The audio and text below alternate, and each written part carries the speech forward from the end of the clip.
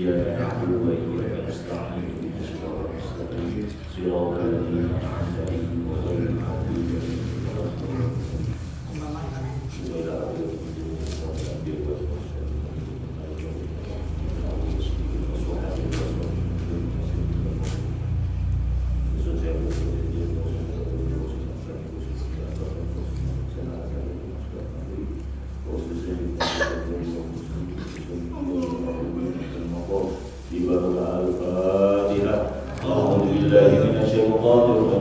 Bismillahirrahmanirrahim. Alhamdulillahirabbil alamin arrahmanir rahim maliki yaumiddin iyyaka na'budu wa iyyaka nasta'in ihdinas siratal mustaqim siratal ladzina an'amta 'alaihim ghairil maghdubi 'alaihim waladdallin.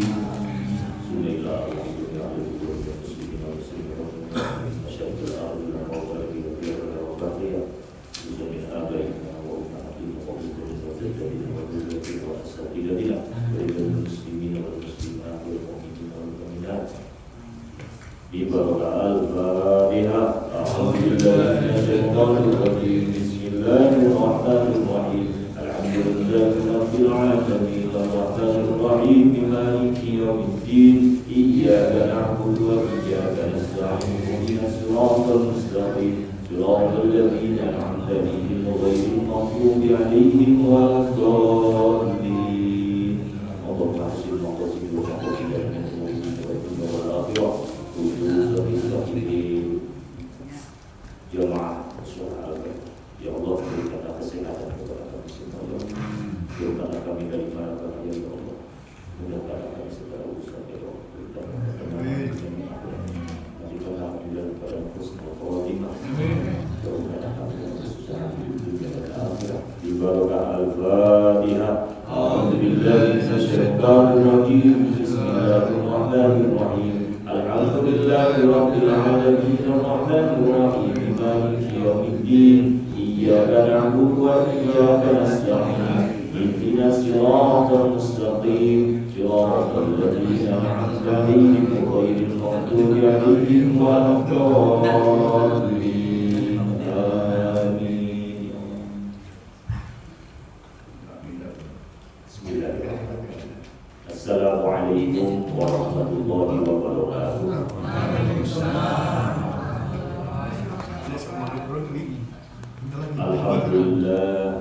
Alhamdulillahilladzi ja'ala al-iman wal islam. Asyhadu an la ilaha illallah wahdahu la syarika lah wa asyhadu anna sayyidana Muhammadan 'abduhu wa rasuluh. Allahumma shalli wa sallim wa barik ala sayyidina Muhammad wa ala alihi wa sahbihi ajma'in. Amma ba'du. Wa qala mu'allif hadzal kitab nafa'ana Allahu bihi bi ulumi darini aminin.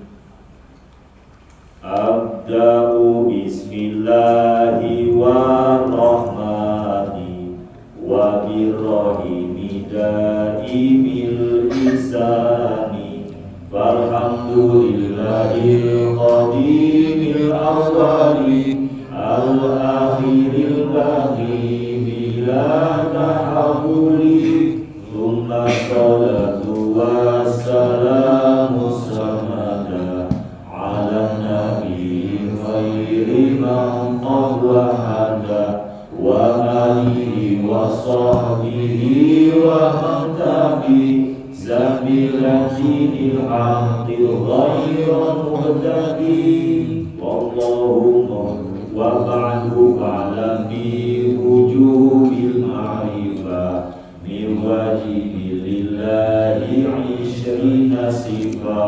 Wallahu mawjudun qadimun baqi mukhalifun lil khalqi bil itlaqi wa qadimun ghani wa wahidun wahid qadirun muridun alimun bi kulli syai' sami'un basirun wa mutakallimun lahu sifatu sab'atun tantadimu.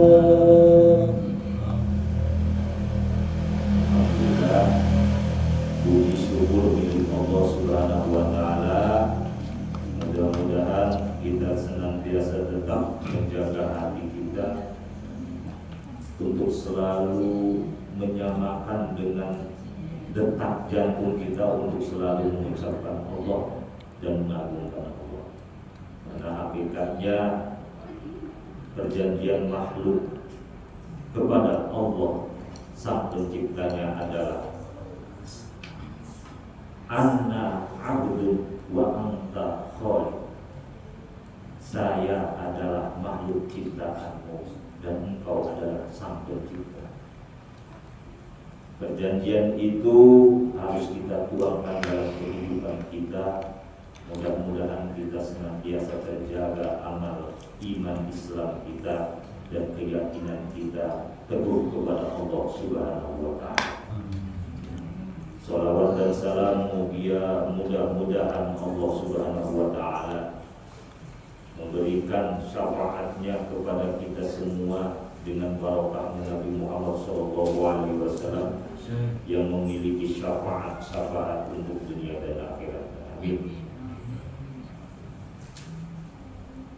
Al-Mukarram wal Mukarramah, Bapak Ibu hadirin, adik-adik jemaah rutin di Mushola Al-Fatah, mudah-mudahan ini menjadikan sabab wasilah kita mendapatkan rahmat dari Allah Subhanahu wa Ta'ala. Amin. Karena banyaknya ibadah kita, banyaknya amalan-amalan kita, banyaknya sholat berjamaah kita, apalagi yang tidak, itu tidak akan bisa menjamin bahwa dari diri kita bisa masuk surga, melainkan rahmat Allah, kasih sayang dari Allah Subhanahu wa Ta'ala. Mudah-mudahan kita melaksanakannya ibadah itu mendapati rahmat dari Allah Subhanahu wa Ta'ala. Amin. Mari kita lanjutkan ke bait yang ke-6, ke-7, ke-8, ke-9. Mudah-mudahan bait sebelumnya bisa dihafal ya Pak ya. Hafal Bu Pak? Nanti. Namanya manusia banyak kesibukan ya Pak ya. Namanya manusia itu baik aja salah, apa lagi buruk ya Pak ya. Udah hafal aja lupa, apalagi gak dihafal ya Pak ya. Nah, ini mari kita bersama-sama belajar. Mudah-mudahan belajar ini bisa mengingatkan kita bersama-sama tentang belajar akidah, yakni akidah ahli sunnah wal jamaah. Monggo. Wallahu mawjudun, dan Allah, maka Allah mawjudun itu ada. Qadimun, maha dahulu tidak ada pengawalannya, dahulu tidak ada awalnya. Baqiyun, maha kekal, tidak akan menerima kerusakan. Mukhalifun, berbeda sama sekali, lil khalqi, dengan makhluknya, bil itlaqi, kelawan mutlak. Allah itu beda dengan makhluknya secara mutlak. Wa qaimun, dan Allah berdiri sendiri. Ghaniyun, yang tidak butuh kepada yang lainnya. Wa wahidun, yang maha esa. Wahai, dan maha hidup Allah. Qadirun, maha kuasa Allah. Muridun, yang maha berkehendak Allah. Alimun, yang maha mengetahui Allah. Bikulli syai', terhadap, mengetahui terhadap segala sesuatu.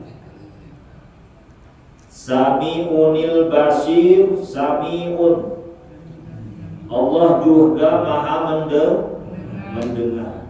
Basirun, dan Allah maha melihat. Wal mutakallim, dan Allah maha berbicara dengan firman-Nya yang jelas. lahu, maka dari itu juga sifat-sifat Allah sab'atun yang 7 ini tangtadimu tersusun di dalam nadom ini. Faqudratun, maka zat Allah yang berkuasa, iradatun, yang maha berkehendak, sam'un, yang maha mendengar, basirun, yang maha melihat, hayatunil ilmu, hayatun, maha hidup, al ilmu, maha mengetahui, kalamun istamar, maha berbicara, dan tetap kalamnya Allah dibukukan dalam Al-Quran. Ibu yang bawa buku, ini pelajaran kita mengulas ibu. Karena ada ilmu itu yang harus ditekankan oleh kita, yang harus ditekankan oleh diri kita tahunya, yang wajib ya wajibkan, ya sunnah ya sunnahkan. Gimana? Karena banyak yang salah kaprah. Sedangkan keterangan begini, al-wajibu la yaqrubu illa lil wajib. Perkara wajib tidaklah ditinggalkan kecuali karena ada perkara yang wajib.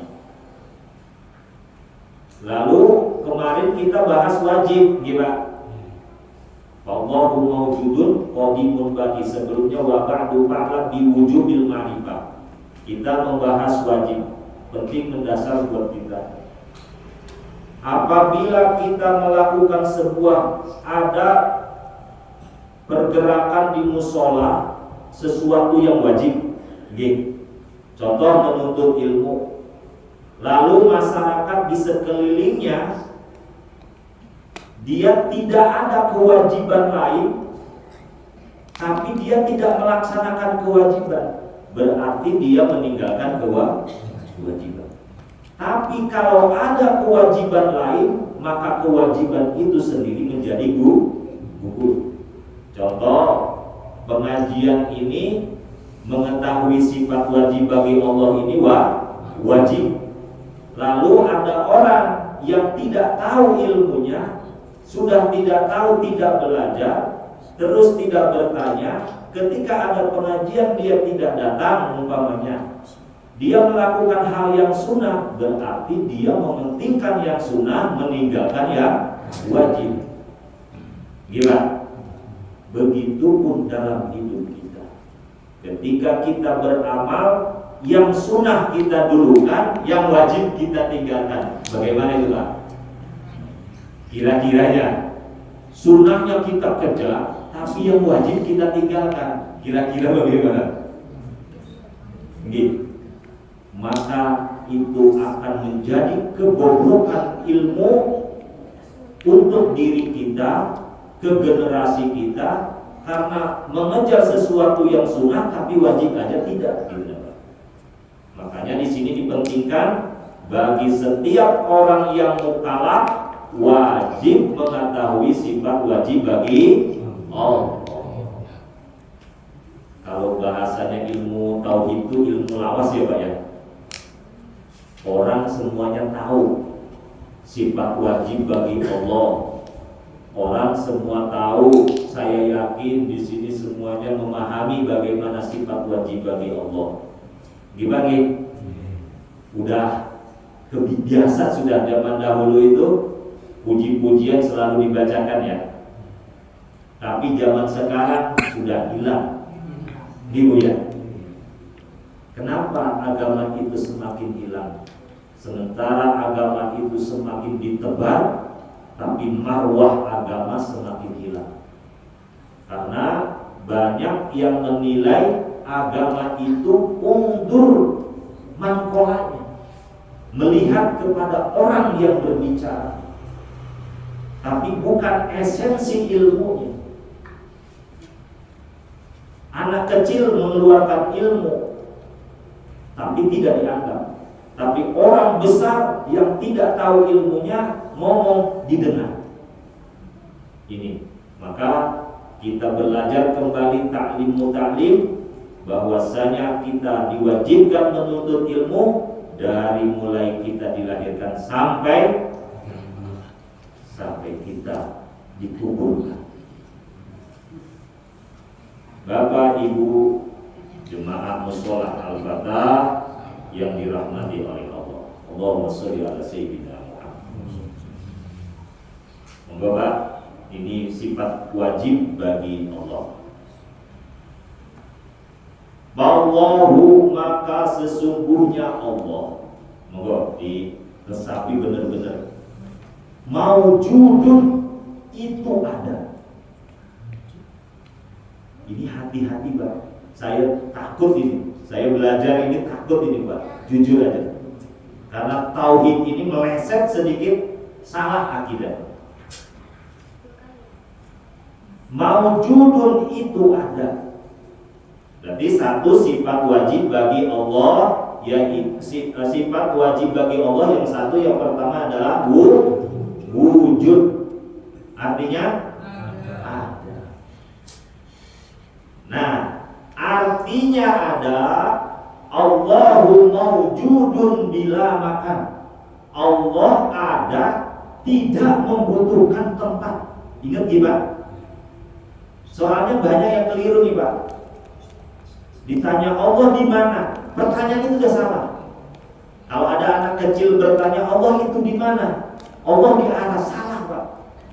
Ingat ya Pak ya, itu banyak sekarang. Allah di mana-mana, itu salah. Karena Allahu mawjudun bila makan. Allah itu ada, tidak membutuhkan tempat. Kalau Allah ada membutuhkan tempat, itu bukan Allah.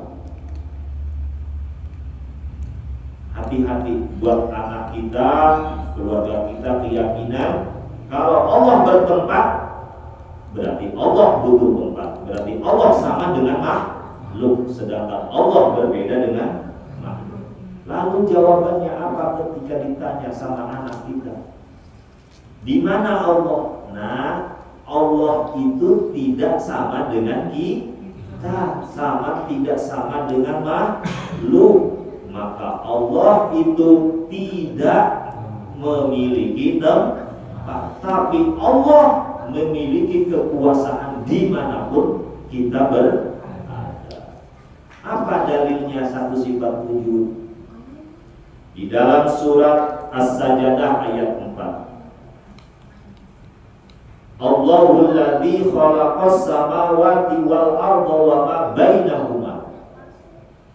Allah yang menciptakan seluruh lapisan langit wal arda, dan seluruh lapisan bumi, wa ma bainahuma, dan di antara langit dan bumi itu semuanya Allah yang menciptakan. Jadi jawabannya, wujudnya Allah adalah adanya ciptaannya Allah. Yakin gak nih Pak Bu?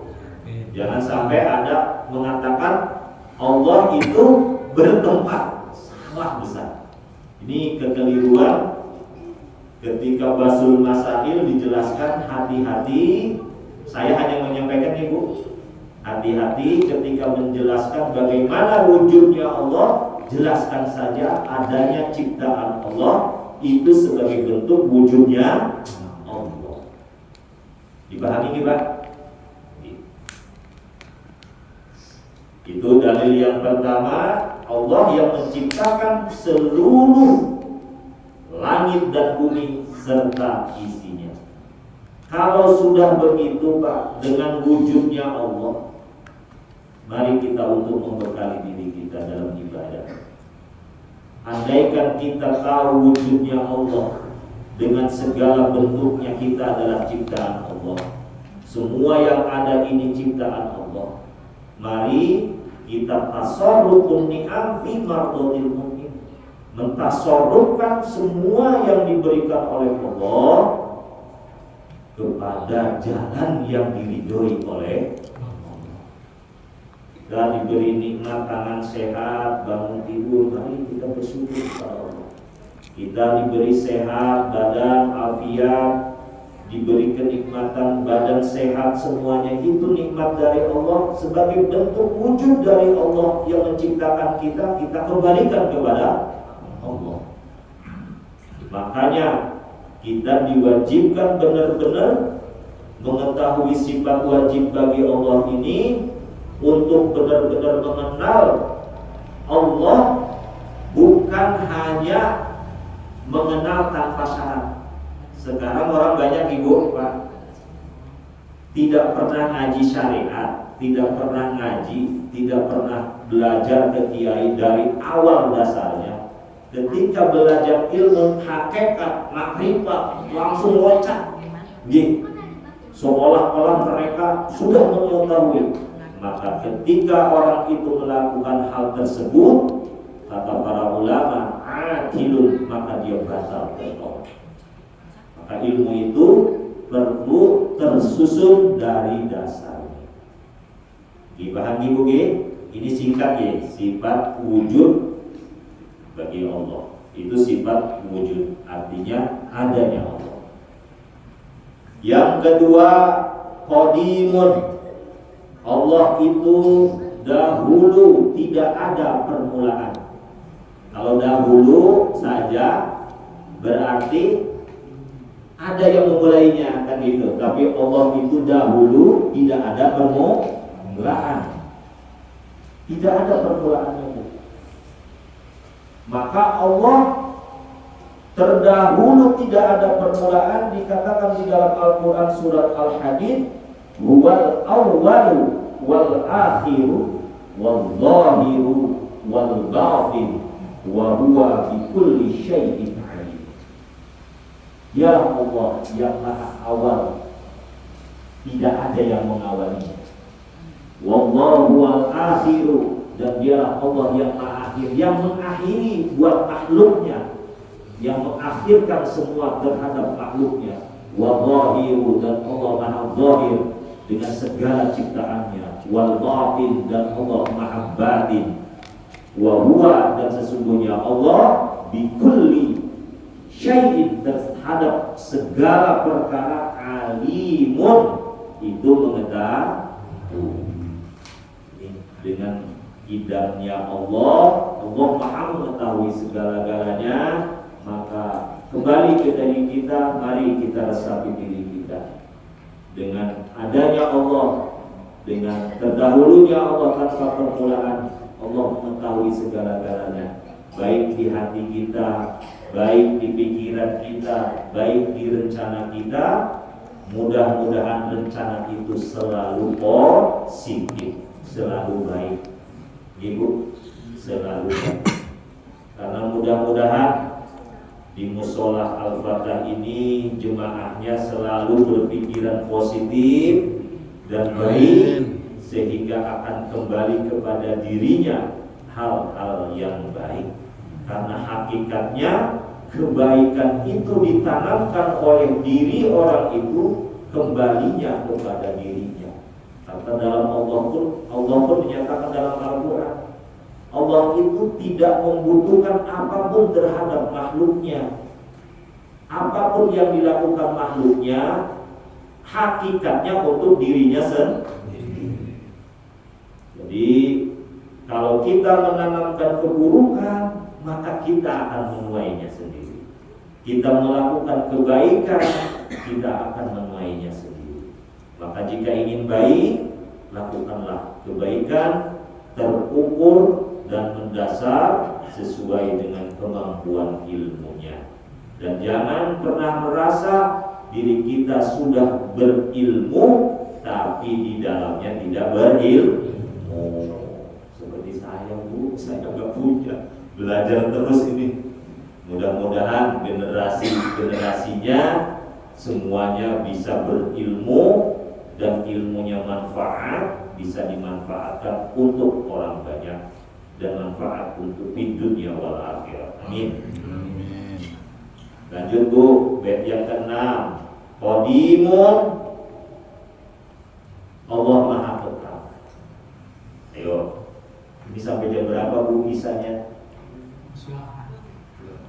Satu bait aja ya Bu ya, satu bait.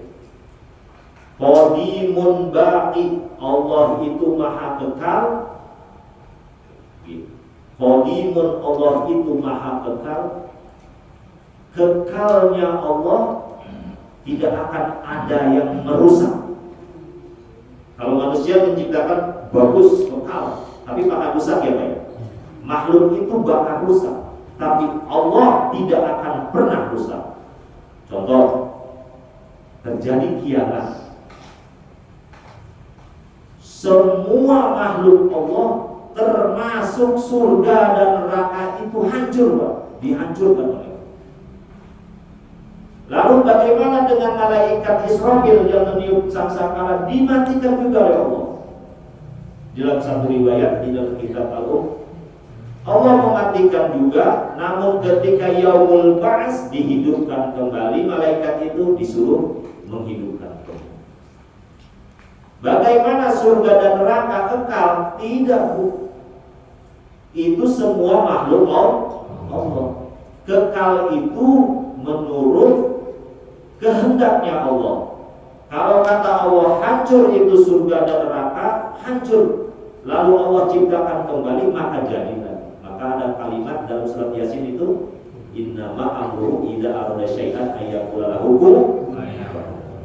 Maka berdoalah ketika sesuatu kita dengan ketika baca Yasin, kalau kata kiai saya, innama amruhu idza arada syai'an ayyaqula lahu kun.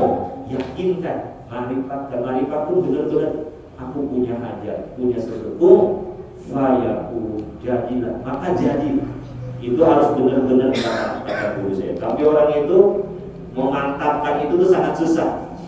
Tapi belajar, mudah-mudahan itu semua yang diajarkan oleh kita untuk keluarga kita, untuk diri kita yang baik-baik, mendapatkan ridho dari Allah dan dikabulkan oleh Allah. Amin. Ya Rabbal Alamin. Qadimun baqi, Allah maha kekal, sama sekali kekalnya beda dengan makhluknya, dan Allah tidak akan mengalami kerusakan sedikit. Jadi ingat bahwa diri kita beda, makhluk beda dengan Khalik. Maka jangan macam-macam. Maka kita semua mari kita beristighfar. Mudah-mudahan diampuni oleh Allah. Jika ada perlakuan yang silap dan salah, mudah-mudahan Allah ampuni. Amin. Allahumma shalli ala sayyidina Muhammad. Mukhalifun lil khalqi, Allah itu berbeda dengan makhluknya bil itlaqi, kelawan itlaq, mutlak, sangat beda. Jangan sampai sama ya Bu ya Pak. Jangan sampai ada yang menafsirkan sampai salah penafsiran kita tentang Allah. Maka di sini sifat-sifat wajib bagi Allah itu dibagi dari 4 kelompok yang 20. Ada nafsiyah, ada salbiyah, ada ma'ani, ada ma'nawiyah. Nanti kita bahas setelah lengkap yang sifat wajib bagi Allah yang 20. Wa qaimun goni wallahu a'lam bishawab. Sampai satu bait yang ke-6 ini ada yang kurang dipahami Bapak? Ada yang mau bertanya? Kalau ada yang mau bertanya, kalau saya bisa jawabnya sesuai dengan keterangan, ya saya jawab. Kalau tidak tahu, saya ngomong tidak tahu. Saya tidak bisa ya, belum saya pasti bertanya kepada yang bisa. Monggo Pak. Kalau kembali ke masalah kemarin, yang masalah wajib. Monggo. Kita punya kewajiban terhadap peraturan pemerintah. Itu maksudnya wajibnya wajib gimana Pak? Ada? Gini Pak, terus terima kasih Bapak Sugeng. Ada wajib itu kan gini Pak. Ada wajib ain, wajib fardu ain, ada fardu kifayah. Itu dalam hukum agama nih. Lalu kalau bahas tentang wajib, ada wajib itu yang datangnya wajib minallah, ketentuan dari agama Allah. Ada wajib aridi, wajib yang ada dalam kehidupan, namanya wajib aridi. Bagaimana wajib aridi itu? Wajib yang ada di bumi ini, ketentuan dari makhluk. Ketentuan dari makhluk itu selagi tidak bertentangan dari syariat, maka wajib itu harus dilakukan. Gimana? Kalau tidak bertentangan, makanya di situ wajib itu, kalau wajib kita sedang mengerjakan sesuatu yang wajib, tidak bisa hadir ke musola ini contohnya ya, karena ada kewajiban lagi yang lain, maka wajib itu gugur. Paham gimana? Ini kan wajib dunia nih hari ini. Ketua musola mengadakan pengajian, membuat rutinan, itu namanya wajib hari ini. Kewajiban orang yang belajar ilmu adalah kewajiban dari Allah. Yang mengumpulkan ketua musola, mengumpulkan pengajian adalah wajib hari ini, wajib yang dibikin oleh manusia. Ketentuan menuntut ilmu adalah wajib dari Allah. Dua kewajiban menjadi satu. Lalu ketika ada orang yang tidak menghadiri pengajian itu, contohnya karena dia punya kewajiban yang lain, kewajiban yang lainnya itu tidak membentur terhadap kewajiban yang lebih utama. Contoh, kalau saya tidak mencari kehidupan untuk menafkahi anak istri saya malam ini, saya nggak bisa makan, itu kan wajiban. Maka keguguran kewajiban ini itu gugur. Tapi kalau dia cukup ekonominya, cukup kewajibannya, ketika kewajiban dari Allah itu dia tidak lakukan, maka dia akan terbebani sebagai orang mukallaf, makanya berdoa. Maka perlahan-lahan kita menanamkan itu kepada diri kita. Wajib, ada sunnah, ada makruh dalam hukum kita. Cuma dalam dunia itu wajib aridi, wajib minallah. Wajib aridi untuk semuanya, kalau bisa dilakukan ya lakukan, kalau tidak ya nggak apa-apa gitu Pak. Selagi tidak berbenturan dengan kewajiban yang lain. Dipahami Pak? Ada lagi Pak? Bu? Ini tentang masih kewajiban dari manusia dari misalnya kita punya motor yang masih bayar bayar pajaknya. Nah, banyak ini kalau yang orang nggak bayar pajak sampai motor dijual. Nah, itu kewajiban kita harga gugur setelah dijual itu atau masuk kita punya kewajiban. Nantinya dosa itu masih ada enggak? Motornya dijual. Padahal kita nggak bayar pajaknya. Dan kita kan dijual kan? Nah, akhirnya yang berbani pajak itu orang lain yang membeli itu. Ini ada saya pernah dengar gila, bukan saya ini, dari ulama-ulama ketika Rasul Masail. Dasarnya dulu gila, Bu. Masalah pajak dan masalah zakat. Monggo kalau ada di YouTube kiai-kiai yang bisa dipertanggungjawabkan kekiaiannya gila, yang berdasar ilmu yang lain-lain, boleh ditonton sebagai bahan wacana keilmuan. Dan kiai-kiai yang lain yang benar, yang sejalur dan sepemahaman tentang bagaimana akidah dan syariat Islam, silahkan. Namun itu perlu dikaji ulang dan dipertanyakan seperti ini. Ketika ada hukum zakat dari Allah, itu hukumnya pasti dari Allah, dari hukum agama Islam. Lalu ketika kita hidup di dunia, di negara Indonesia ada peraturan yang namanya pajak. Di dalam pajak itu digaris besari bahwa ada tanda tanya besar yang semua orang wajib mengetahuinya. Kalau pajak itu adalah sesuatu yang wajib dan mutlak kepada semua penduduk Indonesia, sesuai dengan tingkatan bagaimana prosedurnya pajak itu, lalu pajak itu digunakan untuk rakyatnya, untuk masyarakatnya, maka jatuhnya wajibnya pajak itu jadi wajib. Wajibnya wajib bersama. Wajib aridi, wajib yang dilakukan bersama masyarakat. karena sesuai dengan prosedur langkah-langkahnya gitu. Tapi kalau pajak itu tidak dilakukan dengan seharusnya, contoh pajak dipungut tapi tidak untuk rakyat, kembali ke rakyat, dikorupsi atau digimana, maka Nahdlatul Ulama atau orang ahli sunnah wal jamaah sudah menyatakan bahwa pajak seperti itu bahkan diharamkan. Jadi kita tidak boleh mengeluarkan pajak.